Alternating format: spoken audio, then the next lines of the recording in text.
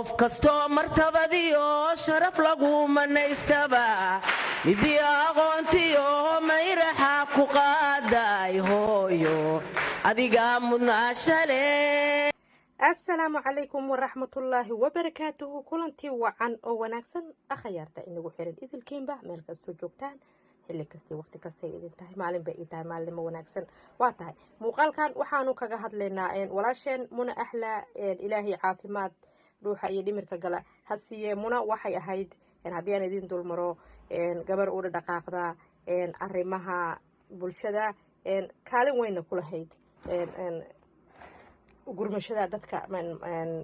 xaaladooda hooseyso codadkooda banaanka keeni jirtay isla markaana gurman jirtay. Muna imika waa ay xanuunsan tahay, walaasheen waa ay noo baahan tahay, balse muuqaalkan iyo xaaladeeda ayaan kaga hadli doonaa. Muna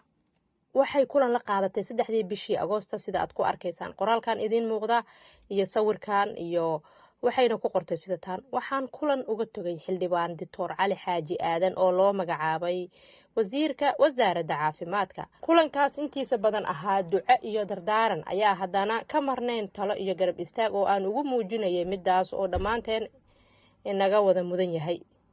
Muna waxay intaasi ku dartay: waxaan u sheegay inaan aad ugu adkeeyay in maanta qof kastoo Soomaaliyeed ka sugayo ka haqabtirida baahida adeegyada caafimaad. Sidoo kale waxaa looga fadhiyo in tayada xarumaha iyo hanaanka caafimaad dalkeena kor loo qaado. Tala qaran ayay tiri. Warbixintan waxa ay noqotay 3 bisha Agoosto saacadu markay ahayd 8:28 mirir. balse Muna dardaarankan waxaad moodaa inay xaaladeeda sii hordhacaysay. Muna imika xaaladeedu waxay ku jirtaa koomo kadib qalliin si qalad ah loogu sameeyay isbitaalka Turkida ay maamusho ee Yardameeri. Muna walaasheen waxay inoo sheegtay hooyo Soomaaliyeed oo magaceeda ka gaabsatay inay ku jirto xaalad kooma ah. Muna waxay tiri waa ay og yihiin wasaaradda caafimaadka, balse xaaladeeda ma jirto cid banaanka keentay oo sidan oo kale uga hadashay. Muna imika waxay inooga baahan tahay cadaalad, justice. Muna fadlan daawo muuqaalkan dhageyso lana wadaag asxaabta si Muna ahla ay u hesho cadaalad. Allah subxaanahu wa ta'ala waxaan u weydiinaynaa Muna inuu Ilaahay siiyo caafimaad taam ah. dabcan dad badan oo Muna oo kala ah ayaa ku dhaqan Soomaaliya qaybaheeda kala duwan, Muqdisho, gobolada dalka iyo meelo kaleba, isla markaana sidani dhibaatooyin u gaartaa, isla markaana marka ugu horeysa qaliinkooda loo saqiraa, marka dambana loogu sheekeeyaa xaaladda tan khatarta ah ee laga yaabay mararka qaarkood inayna ka soo kicin ee sidaasi u geeriyoodaan. waa tahay fadlan hadduu muuqaalkan yahay markii kugu horreeyay aad soo booqato la wadaag asxaabta. waraysiga oo dhammaystiran waxa uu dhacayaa sida tan. waxaa ii suura gashay hooyo Soomaaliyeed isla markaana wax ka og xaaladda walaasheen Muna Ahla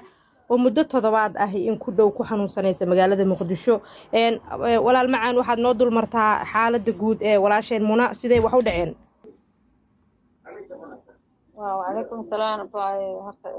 كنتون إن شاء الله اللي ما أنت أنا كوهايين على هذا لكن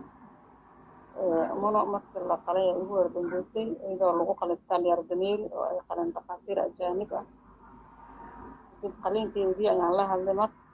يشوف إنه حنون سنتا هذا قلين كان وقود رالي ما تهرن الله شيء إنه قلين يرسيه ما كدبنا إقامة قشة. qaliinkeedu muxuu ahaa qaab noocee ah intee ka xanuunsanaysa gabadha. in buro laga qalaayo markii hore loo sheegay in waqti yar ay qaadanayso wax yar ay tahay, marka dambana ay yiraahdeen weynagu buradii ay weynaatay waxtaas qaliinkii ku dheeraaday, laakiin qaliinkii ma bogsoonin oo qaliinkii ma lagu guuleysan.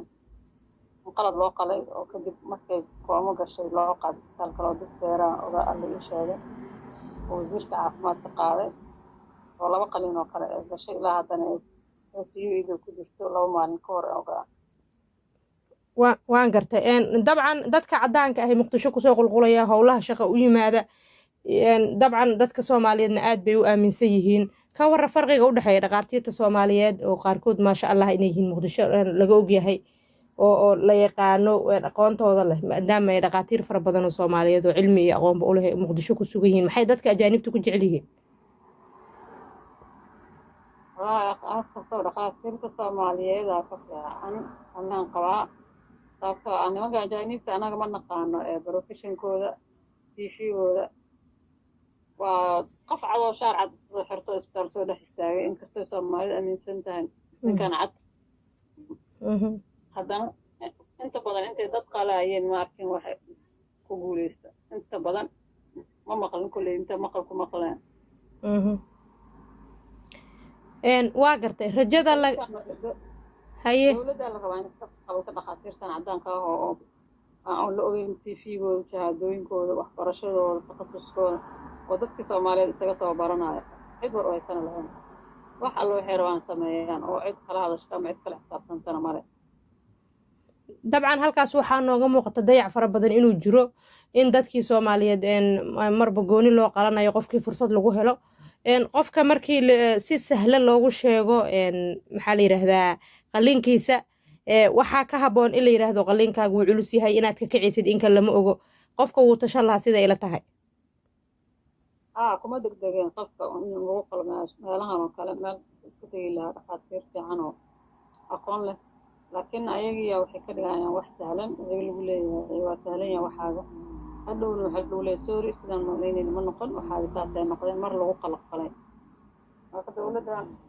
waxaana dhihi lahaa daawooyinka waddanka soo galay dhakhaatiirtan waddanka la keeno intaasba dadka soomaalida waa dhameeyeen in wax laga qabtaa ficnaan lahayd meesha dayac fara badan inuu jiro ayaa noo muuqanaysa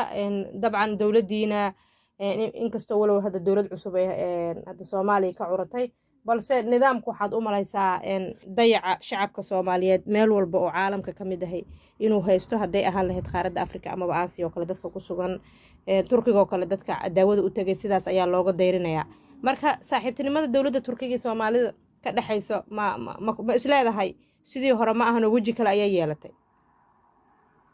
والله waxaan u malaynaa wax isbedel inaysan keenaynin wax isbedel kama imaanaya dowlad kastoo timaada dhaqankii sidii unba u yahay wax dowladu hadda isbedel sameeye weli ma arag turkigana haddii waddankiisa loogu tagana sidoo rabo oo la dhaqmaa soomaalida hadday waddankan joogaanna waxba uma dhaanto inuu turkiga dhex joogo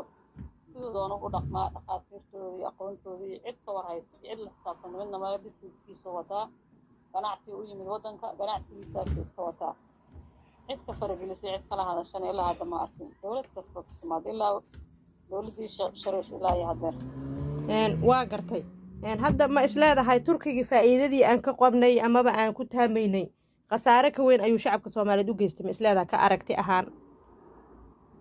kullay faa'iido lagama arkin ilaa iyo hadeer wuxuu ani ahaan iyo intii markaas aragtaba waxaan u arkaa ani keliya qof business wata oo shaqadiisa u yimid waddanka